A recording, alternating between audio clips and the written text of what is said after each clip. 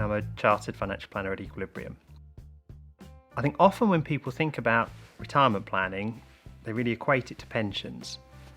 And while that's true to some extent, it's a bit like saying a house equals bricks. It kind of misses the bigger picture. So before you get to the pension part, I think you need to consider what is the overall plan. Now, often, I think people are a little bit feel that there's too many unknown unknowns to look at such a long period of time. But actually, there's only two considerations. The first is, when do you want to stop work? And the second is, how much do you think you're going to spend when you get to that point? Now, the first point is a really difficult one to answer. So when do you want to stop work? People typically will tell you, I don't know, or tomorrow. But you can narrow it down. So for example, you usually know that you're not going to want to continue working until you're 75 or 80. And affordability typically means that you're probably not going to be able to retire at 45. So you can start to narrow the window down. From this, we can establish how much do we need in the pot in order to generate the income that you need. And from that, you can establish how much you need to put aside on a regular basis. Now, expenditure typically doesn't change too much in retirement. So what you spend now, your spending habits are pretty well ingrained, and it's likely that, other than your mortgage, probably that'll continue to be the case. You won't only have your personal pension in order to fund your living expenses in retirement, because of course everybody will receive some state pension. At the moment, from age 68, if you're 30-year-old, from age 68 you'll receive £8,300 a year. But that's likely to be less, and it may well be later in the future because people are living longer.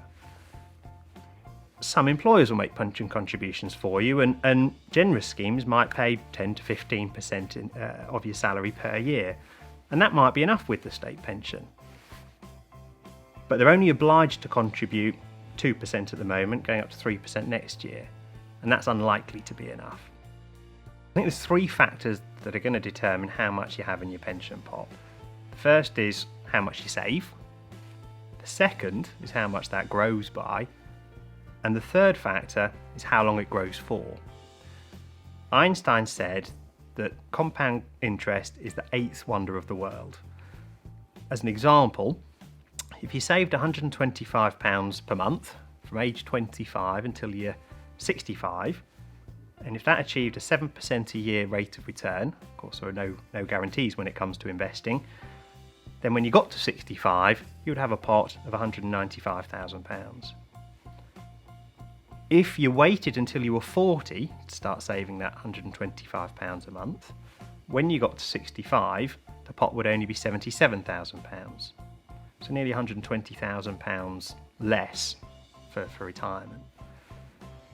And it's worth considering the alternative to the regular saving, which is when you get to retirement, or when you get to retirement age, would you be willing to consider working either in your current role or in a different job until you get well into your 70s and approaching 80? Or would you be willing to see a significant reduction in your living standards? The first thing to do, and I think it's a no-brainer, is to contribute to your pension where your employer matches those contributions, because that's essentially free money.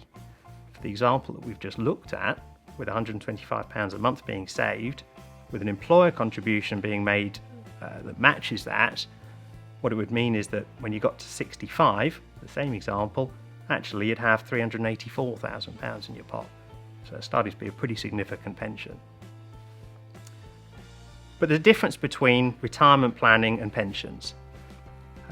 It may be that early on in your career it's difficult to save anything above what the employer matches if you're saving for a house deposit or you're just starting your career. And other options may be more suitable. So for example, you might want to consider an ISA or a LISA, maybe less tax efficient, but give you some more flexibility. And actually, retirement planning doesn't necessarily mean saving as much as you can now.